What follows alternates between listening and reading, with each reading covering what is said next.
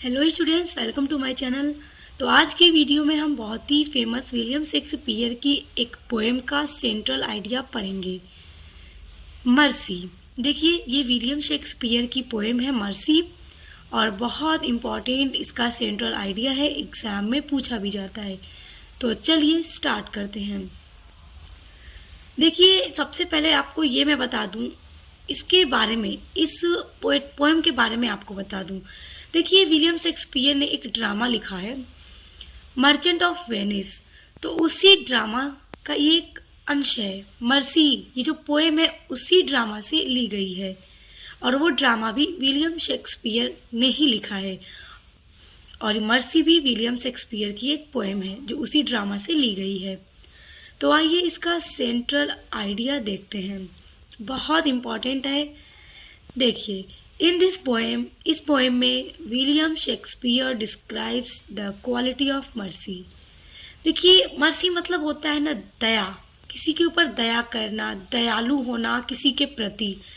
जैसे अगर कोई आपके सामने बेचारा लाचार इंसान आ जाए और आपको उस पर दया आ जाए और आप सोचे मैं उसकी किस तरह से मदद कर दूं, तो आपके अंदर मर्सी है कि आप अब उस लाचार इंसान की मदद करना चाहते हैं। तो इस पोएम मर्सी में विलियम शेक्सपियर ने दया के गुणों के बारे में वर्णन किया है कि दया किस तरह का होता है। Mercy is a great quality of human heart. Mercy जो है, जो दया है, वो ह्यूमन हार्ट यानी मनुष्यों के दिल का एक बहुत ही महान गुण है।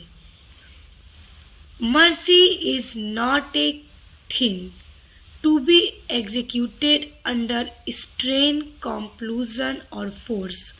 देखिए, मर्सी जो है, जो दया होती है, इज नॉट ए थिंग। वो एक ऐसी चीज नहीं है। देखिए, यहाँ पर थिंग होगा, ये मिस्टेक, थिंकिंग पर आप ध्यान मत दीजिएगा।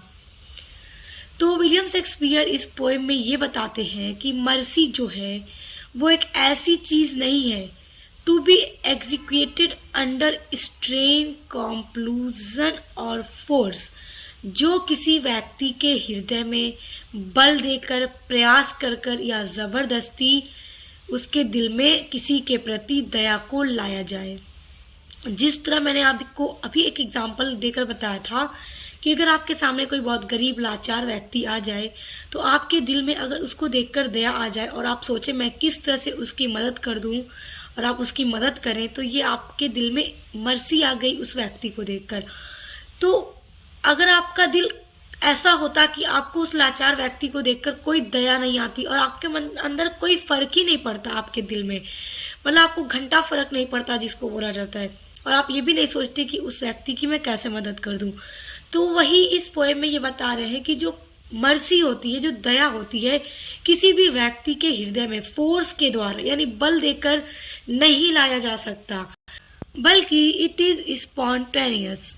जो मर्सी होती है वो स्वाभाविक होती है, यानी कि जबरदस्ती किसी व्यक्ति से नहीं कहा जा सकता, नहीं थोपा जा सकता उस व्यक्ति पर कि तुम दया करो, बल्कि दया अपने आप उस व्यक्ति के हृदय में आती है। देखिए क्या बताते हैं William Shakespeare, it takes place यानी यह स्थान लेती है इन द हार्ट, दिल में, ऑफ ए मैन, एक मानव के।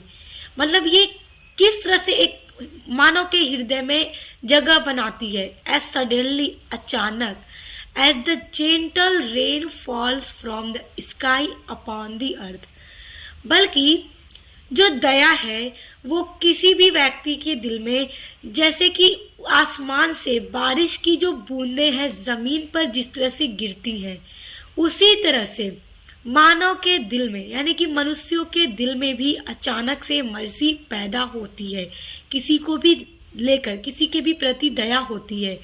यानी जबरदस्ती नहीं कह सकते कि तुम दया करो यार, मतलब ये तो समझ लीजिए गॉड का एक गिफ्ट है जिसके दिल में मर्सी पैदा हो जाए किसी लाचार गरीब को देखकर या किसी भी ऐसे व्यक्ति को देखकर जो मर्सी के लायक हो। तो वही विलियम शेक्सपियर कहते हैं कि ये एक इस तरह से किसी मानव के दिल में जगह बनाती है जैसे कि जो बारिश की एक एक बूंदे है, एक एक कतरा है, जैसे आसमान से जमीन पर बरसता हो, ठीक उसी तरह mercy is A double blessing. Mercy जो है, दया जो है, एक डबल यानी कि दोहरा, डबल ब्लेसिंग, ब्लेस मतलब होता है आशीर्वाद। तो जो मर्सी होती है, दया होती है, वो दोहरा आशीर्वाद होती है। किस तरह से ये दोहरा आशीर्वाद होती है, देखिए क्या लिखते हैं Shakespeare. Mercy blesses both the one who gives as well as the receiver of it. यानी जो दया है वो दोनों के लिए आशीर्वाद होती है। पहला तो उसके लिए कि जो मर्सी दे रहा है, किसी के प्रति दया कर रहा है, वो उसको भी आशीर्वाद देती है, और ठीक उसी तरह जो दया, जिसको वो दया दे रहा है, जो दया को रिसीव कर रहा है, उसको भी वो आशीर्वाद देती है।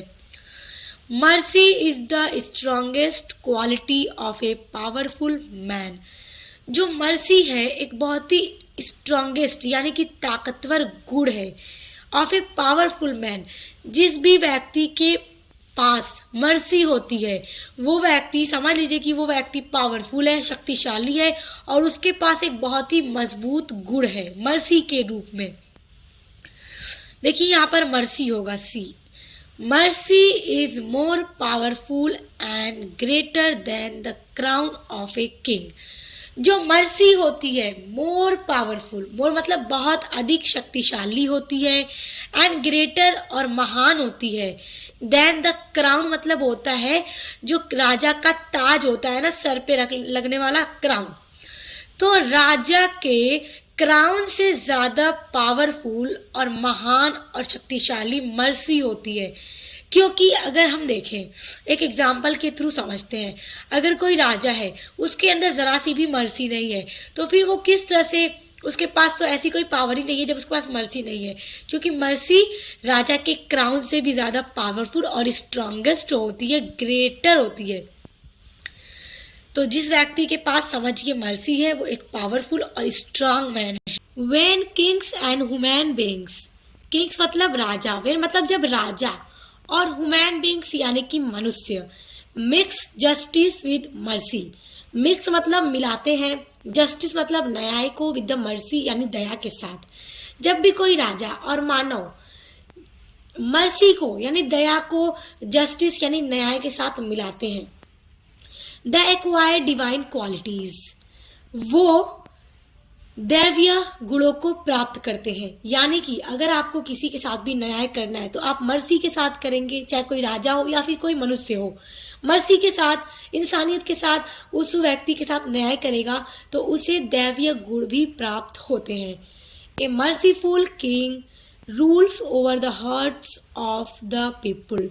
और एक मर्सीफुल किंग यानी कि एक दयालु राजा जो लोगों के साथ दया भी करता है, न्याय भी करता है, दया के साथ न्याय करता है, अच्छे से मतलब न्याय करता है। यानी जो कठोर दिल का अगर होगा तो बताइए वो किसी भी अपनी प्रजा के दिल पर राज नहीं कर पाएगा। तो इसलिए एक मर्सीफुल यानी एक दयालु राजा अपने प्रजा पर, उनके दिलों पर राज करता है।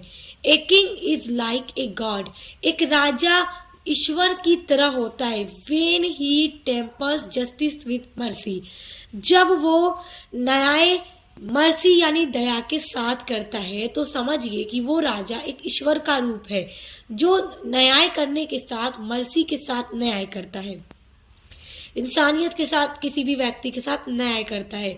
तो बस यही है central idea of the poem mercy. I hope आप इसको बहुत अच्छे से समझ गए होंगे। तो स्टूडेंट्स, अगर आपके सिलेबस में ये मर्सी पोएम इंक्लूड है तो आपके लिए ये बहुत इंपॉर्टेंट होगा, क्योंकि विलियम शेक्सपियर की पोएम्स तो सभी इंपॉर्टेंट होती हैं और एग्जाम में पूछी भी जाती हैं। और स्टूडेंट्स, इसके अलावा अगर आपको इसका रेफरेंस, कॉन्टेक्स्ट एंड एक्सप्लेनेशन चाहिए तो आप मुझे कमेंट करके ज़रूर बताइएगा, मैं उस पर भी वीडियो बना दूंगी। और उसके अलावा अगर आपको किसी और राइटर की या फिर किसी और पोएट की पोएम की सेंट्रल आइडिया चाहिए या रेफरेंस, कॉन्टेक्स्ट, एक्सप्लेनेशन या फिर समरी चाहिए तो उसके लिए भी आप मुझे कमेंट कीजिएगा। मैं सभी पर वीडियोस बनाने की पूरी कोशिश करूंगी, क्योंकि ये आपका अपना चैनल है। आप जो चाहे वो कमेंट कीजिए, सब पर आपको वीडियोस मिलती रहेंगी। तो अब मिलते हैं नेक्स्ट वीडियो के साथ।